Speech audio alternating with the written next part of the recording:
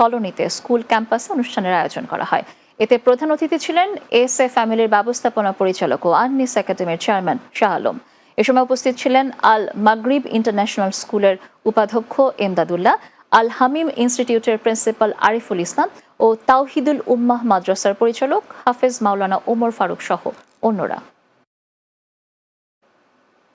রাষ্ট্রকাঠামো মেরামতের বিএনপির ৩১ দফা বাস্তবায়নের লক্ষ্যে চট্টগ্রামের বোয়ালখালীতে সমাবেশ অনুষ্ঠিত হয়েছে। বোয়ালখালী শাকপুরা চত্বরে ৪ নম্বর শাকপুরা ইউনিয়ন বিএনপি সভাপতি আজম খানের সভাপতিত্বে সমাবেশে প্রধান অতিথি উপস্থিত ছিলেন চট্টগ্রাম দক্ষিণ জেলা বিএনপি সাবেক আহ্বায়ক আবু সোফিয়ান। এতে উপস্থিত ছিলেন বোয়ালখালী উপজেলা বিএনপি আহ্বায়ক হাজী ইসাক চৌধুরী, উপজেলা বিএনপি সদস্য সচিব হামিদুল হক মান্নান সহ অনেকে।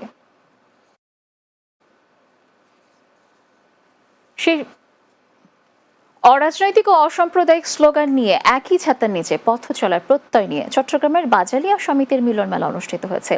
দিনব্যাপী চট্টগ্রাম বোট ক্লাবে বাজালিয়া সমিতির উদ্যোগে আয়োজিত হয় অনুষ্ঠান। শিক্ষার্থীদের মেধাবৃত্তি প্রদান ও গুণীজনদের সংবর্ধনা অনুষ্ঠানের মধ্য দিয়ে মিলন মেলা অনুষ্ঠিত হয়।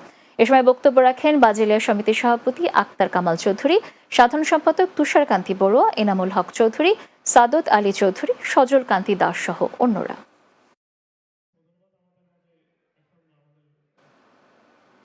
শেষ করব দিনের বাংলা, তবে যাওয়ার আগে সংবাদ শিরোনামগুলো জানিয়ে দিচ্ছি আরও একবার।